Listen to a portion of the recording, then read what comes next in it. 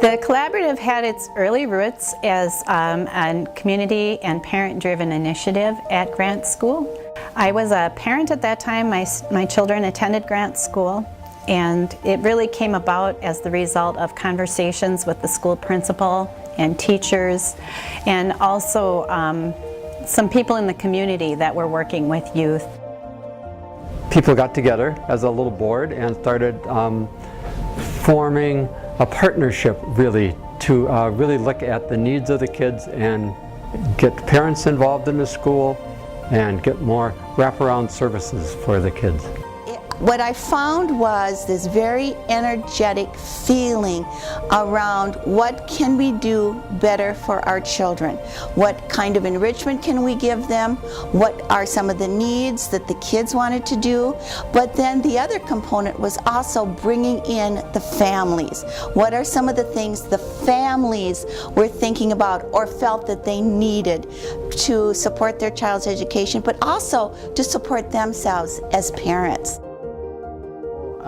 My first touch with this was as a classroom teacher when it was Grant School, and getting to teach there for 2 years and being a part of the collaborative, working in the after-school program, was phenomenal. I saw the relationships carry from the day into after school. Yeah, during my time working with the girls group, I was actually working with Indian education as a resource teacher as well, and I would see the boys in the school setting, and it was just so much fun to talk about the things that they did in the community. And then I did watch the boys grow up, not just my sons, but the other boys grow up, and they went on to sing at various occasions, and one really special one was when they sang when the King of Norway came here, and they sang a song for him. I thought that was cool. Well, I think the collaborative as a whole especially has really been a positive impact for my community. I mean, I grew up in the hillside, like I mentioned, as a camper at theater camp. You know, I got to know a lot of the other kids in my neighborhood pretty well, and you know, I mean, obviously there were kids from all kinds of different backgrounds, and so getting to see the collaborative doing that work of kind of being the cement for all these different pieces, and really bringing them together was, I think that's such a powerful thing. Parents are the ones that spend the most time with their kids, and they know their kids the best. So, I mean, they need to tell us information that can help their children learn better, want to come to school.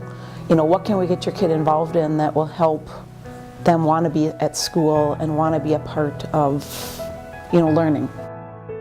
One of the things that I really appreciate about the collaborative is that it's a strength-based approach, and it really builds on the strength of the community, of the individuals and the organizations in the community, and it really works to build on those strengths, and it's an asset-based approach that's really exciting to be a part of.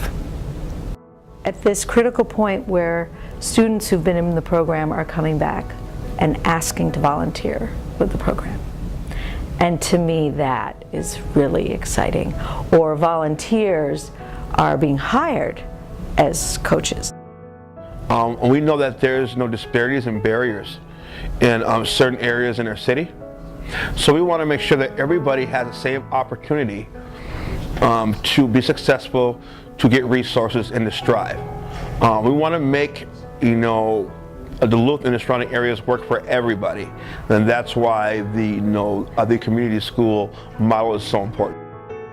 Looking at what the needs are of the families and the youth that we serve, and how we can bring different partners and people together to really meet those needs, make sure that everyone has the same different opportunities, that working together we can reduce barriers.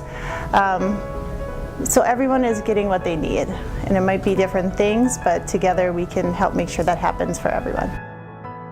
It's not a up and down model. It's circular, it's holistic, so that includes room and time for people to actually have a relationship, which means communicating, which means talking, which means building each other up and not down. Even in elementary and pre-K, we are thinking about what can we do at this stage to ensure that child is set up for success and high school graduation. Well, I think the reason that we are still involved is when we look at some of the numbers and we see some of the results that we're getting, the program and the model work.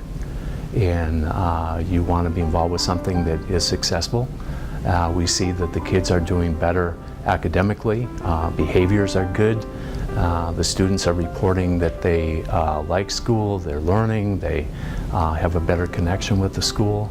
The parents are talking about how their kids enjoy school, want to go to school, and behave better at home. I think it's a proven strategy. We actually just had a trainer come into our school district to meet with community and educators to talk about a good model for full-service community schools, and schools and communities that have done this work well have had impressive results when it does come to graduation rates and achievement rates for all students and closing the achievement gap. So I think we know that it's an effective strategy when we do it the right way. Plus it allows that voice that all stakeholders bring to the table, and when all people have voice, that creates a culture where everybody feels like they have buy-in in the situation and are working towards a common purpose. We benefit as educators by learning more about the families. We learn about the students, we learn about their lives, we find out their hopes and dreams sitting right in their home with their parents. So as educators, we grow tremendously by doing this, and also it opens that door to parents. Are we providing what the students and the school and the family and the community needs? And I can say that when you look at a full-service community school, it absolutely is at the epitome of providing what a student and what a family and what a community needs. And that's why we do comprehensive needs assessment, because we want to find out what is the genuine need within that specific building and with each particular students, so then we can provide for that need. And so that is the essence of equity.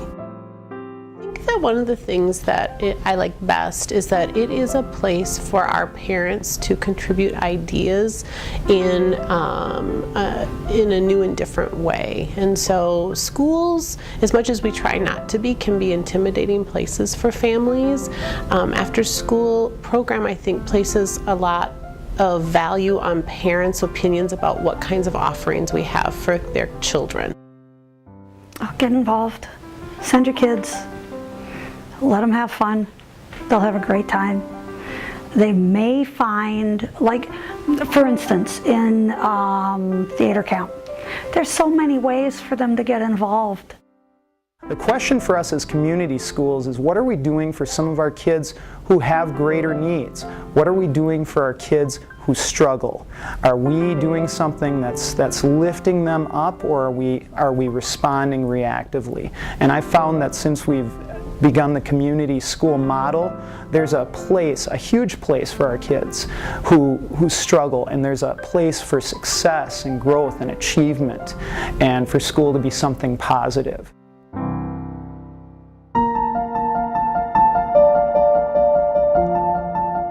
I mean, I imagine this is probably a little ambitious, but I'd really love to see this, the program get implemented, citywide, well, and of course beyond citywide, but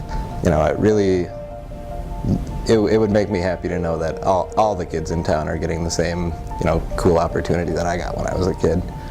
5 years, we'll be able to look at our data and say, look at the gains that we've made. But my true hope and dream is that more and more of our schools in the Duluth community become full-service community schools and partnering with the collaborative. I would like to encourage our entire community to think about how they could partner with the Duluth Community School Collaborative. In 5 years, 10 years, for a lifetime down the road, I want it to be the hub, the center of the school. Obviously, every school deserves to be a full-service community school. What that looks like is different in every building. But if it's a way that we provide what our students need and how we support public education, it is the way things should be. I think if you believe in our children as being the basis for our future, where else would you go?